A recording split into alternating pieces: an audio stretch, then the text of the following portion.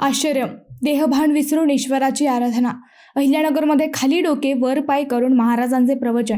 ईश्वराची भक्ती करताना देहभान विसरून तल्लीन व्हायला पाहिजे, असे कट्टर भक्तीचे अनेक उदाहरणे अहिल्यानगरमध्ये आहेत. कोणी उलटे चालते, तर कोणी साष्टांग दंडवत घालते, तर कोणी छातीवर घटस्थापना केल्याचे उदाहरणही अहिल्यानगरमध्ये आहेत. आता जामखेडमध्ये असाच भक्तीचा प्रकार समोर आलाय. जामखेड शहरातील महादेव मंदिरात प्राणप्रतिष्ठा सोहळ्याची पुणे येथून आलेले हनुमान महाराज माने यांनी चक्क खाली डोके वर पाय अशा शीर्षासन अवस्थेत तब्बल 20 मिनिटे प्रवचन केली. त्यामुळे भाविकही आश्चर्यचकित झाले.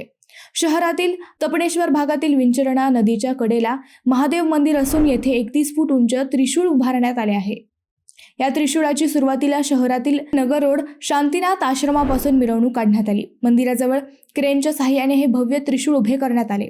त्यानंतर महादेव महाराज माने यांनी खाली डोके वर पाय करीत शीर्षासन अवस्थेत तब्बल 20 मिनिटे प्रवचन केले. या आगळ्या वेगळ्या प्रवचनामुळे जामखेडकरांनी आश्चर्य व्यक्त केले. मंडळी, या आध्यात्मिक शक्तीसाठी एक लाईक तर बनतोच.